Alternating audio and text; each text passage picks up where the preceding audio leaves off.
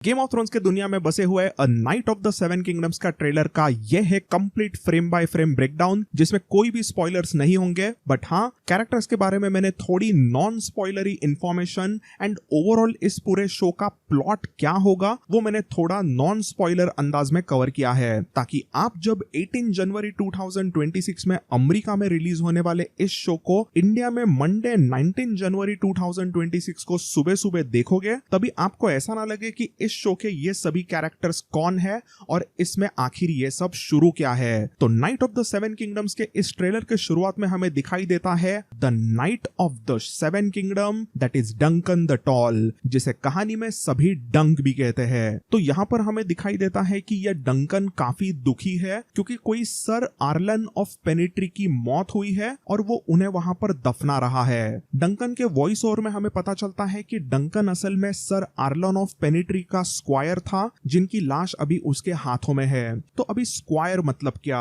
तो बेसिकली जो भी एक नाइट होता है उसका ये स्क्वायर एक हेल्पर होता है। नाइट्स के कपड़े वगैरह धोना, उनका खाना, उनका पीना, उन सभी का बंदोबस्त करना, नाइट्स के जो भी अलग अलग वेपन्स वगैरह होते हैं उनमें बराबर से मेंटेन करना, उसकी भी साफ सफाई करना, कई सारे अलग अलग स्वॉर्ड्स को चमकाना, ये सब काम स्क्वायर्स करते हैं ताकि नाइट्स अपने असली ट्रेनिंग पर ध्यान दे सके। देन हमें पता चलता है कि डंकन असल में एक अनाथ बंदा है जो बचपन में यही कुछ 8-9 साल का था, तभी से वो सर आर्लन ऑफ पेनिट्री का स्क्वायर रहा था। एंड यहीं पर हमें इस ट्रेलर का एक one of the beautiful shot देखने मिला जहां पर डंकन हमें बताता है कि कैसे सर आर्लन ऑफ पेनिट्री ने उसे एक गुड नाइट बनाने के संस्कार दिए हैं। तो basically night of the seven kingdoms का मतलब होता है एक ऐसा वेस्टेरोस का जाबाज योद्धा जिसने एक या फिर एक से ज्यादा वेपन्स में महारत हासिल की होती है। और इन नाइट्स को 1-on-1 फाइट में हराना मतलब कोई मामूली खेल नहीं होता। पूरे वेस्टेरोस में ऑलमोस्ट 1000 मेन एट आर्म्स जब भी अच्छे से ट्रेनिंग करते हैं तभी उनमें से एक जाबाज नाइट बनकर निकलता है और उनका ऑरा, उनकी इज्जत बाकी सभी मेन एट आर्म्स, बाकी सभी सोल्जर्स से काफी ज्यादा होती है। बट ये नाइट्स मतलब सिर्फ जाबाज फाइटर्स ही नहीं होते।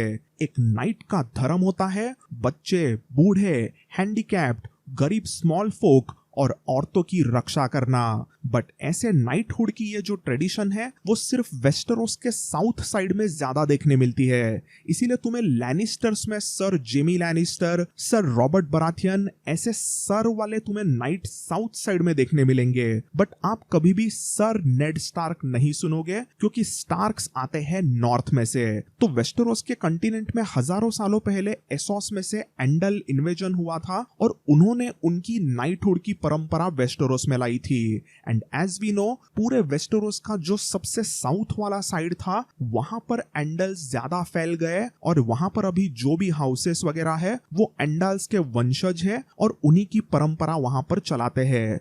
बट नॉर्थ में कभी भी ज्यादा एंडल्स घुस नहीं पाए थे और इसीलिए अभी भी नॉर्थ में पुरानी परंपराएं, पुराने गॉड्स यानी कि ओल्ड गॉड्स को वगैरह पूजा जाता है। तो यहाँ पर डंकन यही कहता है कि कैसे सर आर्लन ऑफ पेनिट्री ने उसे संस्कार दिए, to defend the weak and innocent, I swore that I would.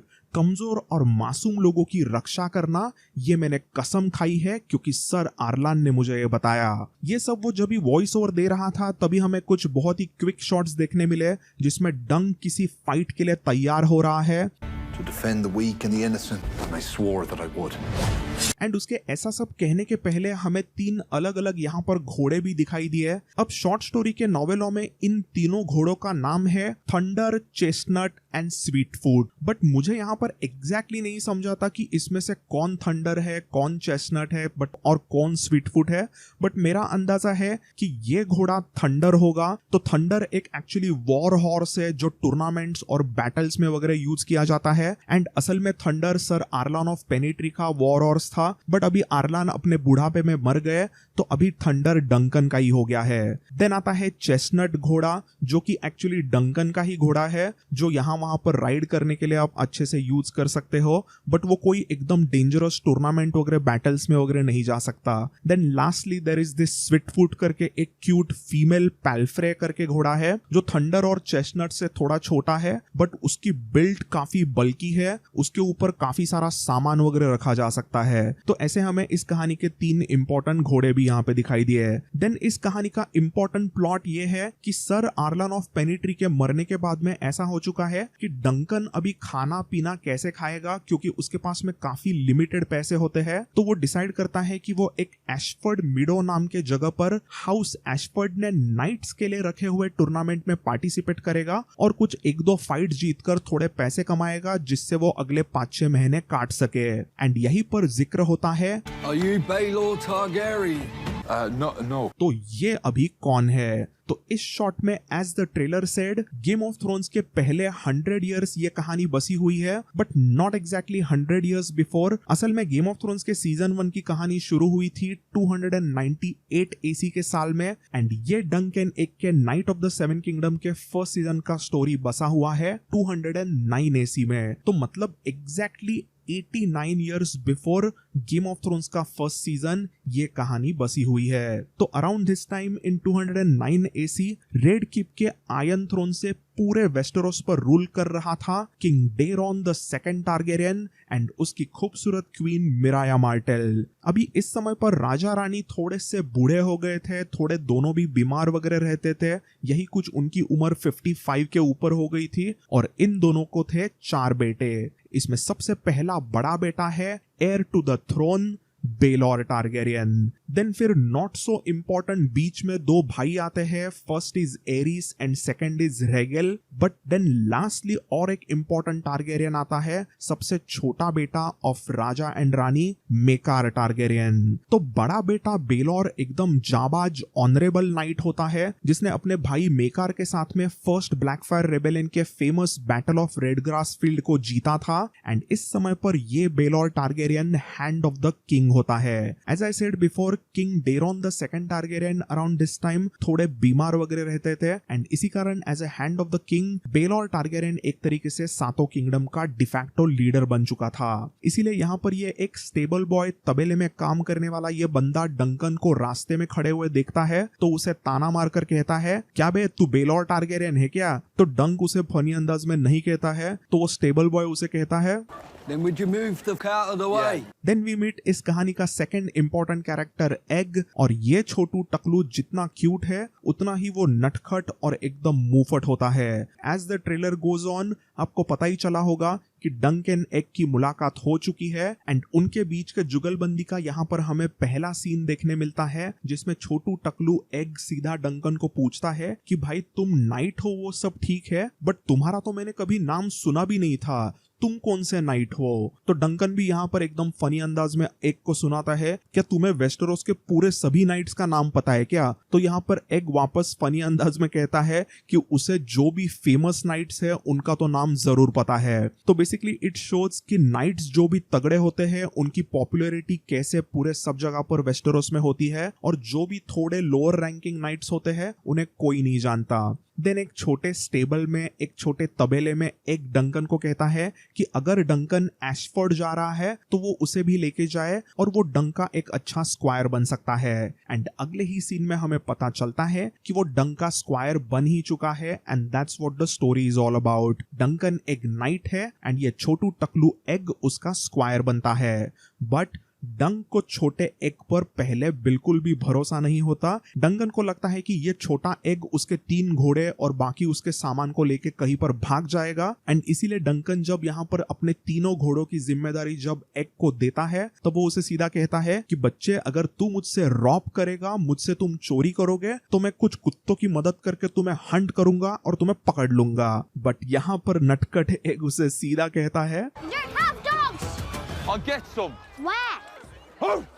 तो यही जो डंक एंड एग की फनी एक इक्वेशन है वो हमें इस पूरे शो में दिखाई देगी, ऐसा ही लग रहा है। I really love this scene. Then we see कि डंकन देखता है टारगेरियंस को and this is very important about this show as well. तो as per show runner of this knight of the 7 kingdom show Ira Parker, ये पूरी कहानी Duncan के नजरिए से यानी कि उसके पॉइंट ऑफ व्यू से अनफोल्ड होगी। एंड ये चीज एग्जैक्टली वैसे की वैसे है जैसे हमें शॉर्ट स्टोरी नॉवेला में भी देखने मिल गई थी।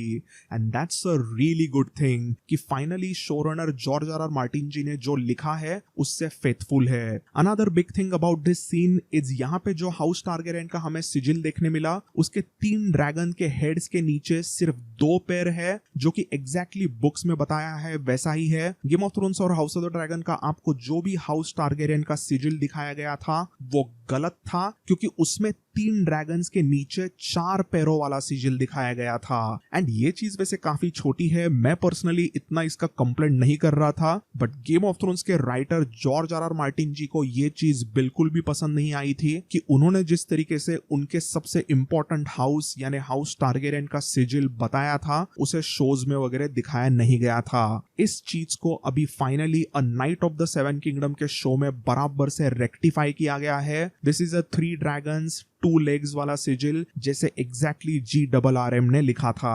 देन इस ट्रेलर में we meet prince Aerion Targaryen. तो अभी हमने पहले जो king Daeron the second Targaryen के 2 बेटे देखे थे, सबसे बड़ा बेटा hand of the king honourable Baelor Targaryen and सबसे छोटा बेटा जाबाज मेकार टारगेरियन। एंड ये एरियन टारगेरियन असल में मेकार का ही सबसे बड़ा बेटा होता है। तो इस सीन में ही आपको पता चल गया होगा कि ये एरियन टारगेरियन काफी मुफट और एरोगेंट है। वो यहाँ पर डंग को सीधा कहता है ए चल मेरे घोड़े को बांध दे, तो वहां पर डंग थोड़ा सा डर कर कहता है कि मैं तो स्टेबल बॉय नहीं हूँ, मैं एक नाइट हूँ। तो एरियन एकदम एरोगेंटली ताना मारता है। Not clever enough.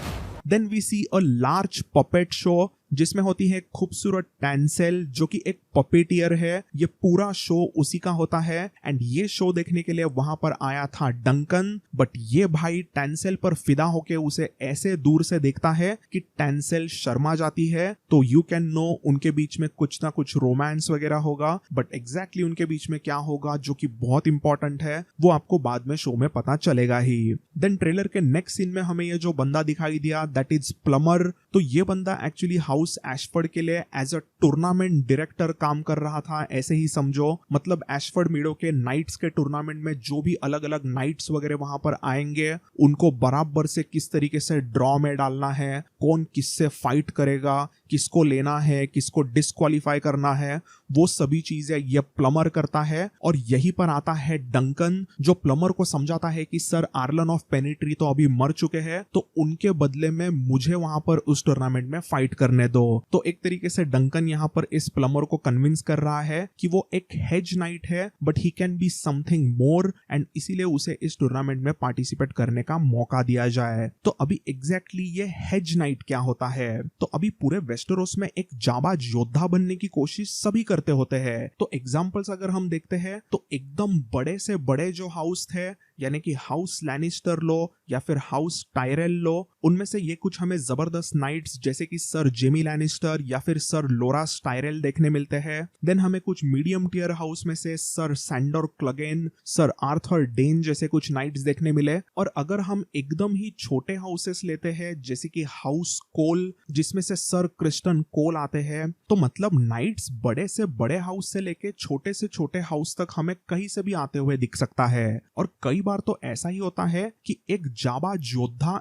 एकदम ही छोटे एक आम जनता में से यानी कि स्मॉल फोक में से भी कई बार आता है। और इन नाइट्स को ही हेज नाइट कहा जाता है क्योंकि वो एग्जैक्टली किसी हाउस के ऐसे नाइट नहीं, वो तो बस एक गरीब घर से आया हुआ तगड़ा फाइटर है जो इवेंचुअली नाइट बना, और इन्हीं नाइट्स को हेज नाइट कहा जाता है। इन हेज नाइट्स का किसी भी हाउस के साथ में लॉयल्टी नहीं होता, उन्हें जो चाहिए वो कर सकते हैं। मतलब ऐसा समझ लो कि रिवरलैंड्स के किसी गरीब घर में से कोई अगर नाइट बनता है तो ऐसा जरूरी नहीं कि वो रिवरलैंड्स के हाउस टली को ही सपोर्ट करे। हाँ, मतलब वो कर तो जरूर सकता है, बट अगर उसे लगता है कि वो साउथ में जाके रीच में या फिर डॉन में जाके कुछ काम करना चाहता है तो it depends upon him. Hedge night एक तरीके से फ्री होता है, he can do whatever he wants. जो भी लॉर्ड को उसे अपनी सर्विस देनी है उसे वो अपनी सर्विस सर्विस दे सकता है, किसकी बैटल्स लड़ना है, किसके कैसल्स में काम करना है, it all depends upon whatever hedge knight wants to do.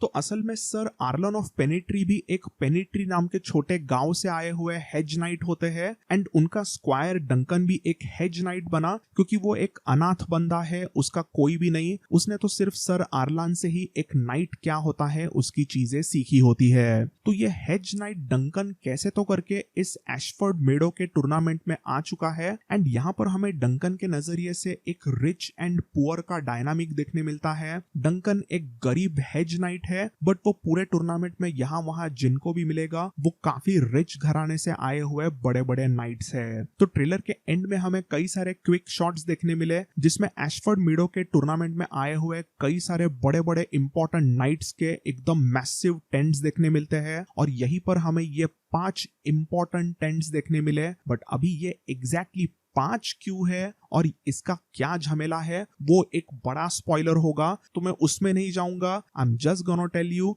कि ये किसके किसके टेंट है। एज यू कैन सी यहाँ पर तो हमें ड्रैगन देखने मिल रहा है, दैट मीन्स ये है हाउस टारगेरियन का टेंट, एंड यहाँ पर नीचे बैठा हुआ है प्रिंस वलार टारगेरियन, और ये वलार टारगेरियन बेटा है बेलोर टारगेरियन का।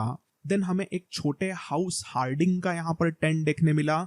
Then we get to see house Baratheon का टेंट, एंड आखिर में ये 2 बैक टू बैक टेंट्स है हाउस एशफोर्ड के जो इस टूर्नामेंट को होस्ट कर रहे थे। देन इस हाउस हार्डिंग के टेंट में से ये एक नाइट आगे बढ़ा, and that is sir Humfrey Hardyng जो इस कहानी का one of the most popular side character है। Next up we see audience जो कि इस टूर्नामेंट को देखने आई है, एंड इसी में एक डंग को कहता है कि तुम अपने आप को कमजोर मत समझो, तुम ये जो भी रॉयल नाइट्स है उन्हें अपने आप से बेटर ऐसा क्यों समझ रहे हो। तो इस लाइन से आपको समझा ही होगा कि कैसे छोटा स्क्वायर अपने बड़े तगड़े नाइट का हौसला बुलंद कर रहा है। फिर हमें कई सारे अलग अलग क्विक शॉट्स देखने मिले जिसमें फर्स्ट स्टेज एक टूर्नामेंट के पार्टी का शॉट जिसमें हमें lord Ashford of house Ashford देखने मिले। We also see prince Aerion Targaryen here. Then we got to see sir Abelar Hightower, आप देख सकते होंगे यहाँ पर हाउस हाईटॉवर का सिजिल है। Next up we see house Baratheon का sir Lionel Baratheon, and lastly we get to see Reach के एक मीडियम साइज हाउस फॉसोवे के 2 कजिन्स जो कि इस कहानी के इंपॉर्टेंट साइड कैरेक्टर्स है। ये पहला है पका हुआ ripe apple sir Steffon Fossoway, and then है कच्चा सेब सर रेमन फॉसोवे। यहाँ पर स्टेफन फॉसोवे रेमन फॉसोवे को एक छोटे से प्रैक्टिस वाले फाइट में हरा देता है। ये सब जब शॉट शुरू थे तभी डंक वापस से एक को कहता है कि ये जो भी यहाँ पर जाबाज नाइट्स आए हैं, ये सभी मैन, ये जो भी नाइट्स आए हैं वो सभी बड़े बड़े नाम है, उन्होंने अपने पूरे लाइफ में कुछ अच्छे अच्छे फैसिलिटीज में ट्रेनिंग की है, तो मैं क्या ही जीतूंगा। एंड इसी में हमें दिखाई देता है टल्ली सर लायनल बराथियन जो सीधा टल्ली हालत में कह देता है कि हाँ भाई तेरी तो बैंड बजेगी, you have no chance Duncan. But then इसी में हमें दिखाई देता है टूटता हुआ तारा, एंड एक डंकन को कहता है कि जो भी टूटते हुए तारे को फॉलिंग स्टार को देखकर विश मांगता है उसकी विश पूरी होती है। एंड एक्चुअली इसीलिए डंकन अपने शील्ड पर ऐसे टूटते हुए तारे का सिजिल भी पेंट करता है जो कि एक बहुत ही इंपॉर्टेंट एंड क्यूट सीन हमें शो में अनफोल्ड होते हुए दिखाई देगा।